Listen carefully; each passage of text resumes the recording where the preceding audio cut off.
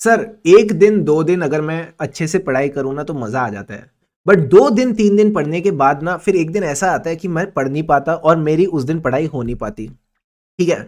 मतलब कई बार ऐसा होता है कि हमारा 1 दिन तो काफ़ी प्रोडक्टिव चला जाता है। बट उसके बाद फिर एक ऐसा दिन आता है जब हम थोड़े लीनिएंट हो जाते हैं, थोड़े लाइट हो जाते हैं और फिर हम पढ़ते नहीं हैं। और क्यों नहीं पढ़ते, हम ये सोचते हैं अब हम तो प्रोडक्टिव हो गए हैं, तो आज की जो पढ़ाई है वो कल एक साथ सारी की सारी कर लेंगे। तो मेरा आप सबसे एक सवाल ध्यान से समझना, अगर आपके साथ ये चीज हो रही है and you are going through this, just answer me a simple question.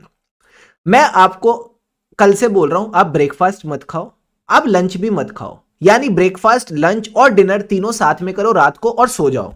Sir क्या हो जाएगा? सर हमको ना फूड पॉइजनिंग हो जाएगी, कहीं ना कहीं हमको फूड पॉइजनिंग हो जाएगी। और अगर मैं कहूं आप जब 1 दिन 2 दिन 3 दिन नहीं पढ़ते और तीनों दिन का साथ में फोर्थ डे को पढ़ने जाते हो, तब भी आपकी बैंड बजती है? हाँ सर, तब भी तो बैंड बजती है, नहीं बजती है? बजती है। सिमिलर कॉन्सेप्ट है।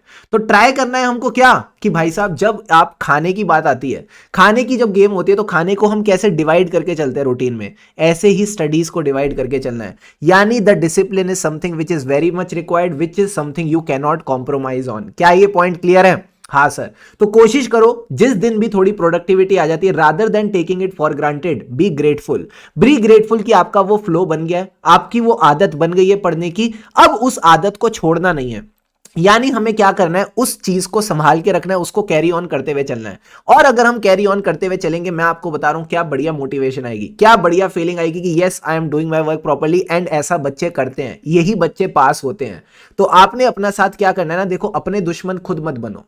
जनरली ऐसा क्या सुना जाता है, हम दूसरे के दुश्मन बनते हैं, बट ऐसा करके आप खुद के दुश्मन बन रहे हो कि आप अपनी पढ़ाई में कंसिस्टेंसी मैनेज नहीं कर रहे, आप अपनी पढ़ाई में कंसिस्टेंसी नहीं रख रहे। आप सोचो अगर आप कंसिस्टेंटली पढ़ाई नहीं करोगे, बाद में सारी पढ़ाई एक साथ करने जाओगे, तो आपको नहीं लगता आपको चीजें हैवी लगेंगी? You will not be able to take the things properly, और फिर आप पढ़ाई की जो क्वालिटी होगी उसमें कॉम्प्रोमाइज करने लगोगे। Yes sir.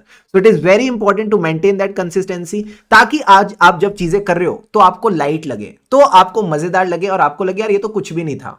एंड जब आप ये रोज सोचोगे ना ये तो कुछ भी नहीं था, ये तो कुछ भी नहीं था, थोड़ा थोड़ा करके ही आप बहुत कुछ कर जाओगे। तो मेरी आप सबसे एक ही रिक्वेस्ट है कि चाहे आप सीए इंटर स्टूडेंट है या सीए फाइनल स्टूडेंट है, क्योंकि अभी आपके पास बहुत सारा टाइम है अपने May 24 एग्जाम्स के लिए, it is very important to maintain that consistency. रोज थोड़ा थोड़ा थोड़ा थोड़ा थोड़ा थोड़ा करके बहुत कुछ कर जाओगे और बहुत अच्छे रिजल्ट्स भी आपके आ जाएंगे। So just maintain that smile on your face, just maintain that consistency, not for anyone else, not for anybody, but for yourself. अपने रिजल्ट्स के लिए, अपने अच्छे फ्यूचर के लिए आपको ये कंसिस्टेंसी बनानी जरूरी है। क्या ये बात क्लियर है? Yes sir.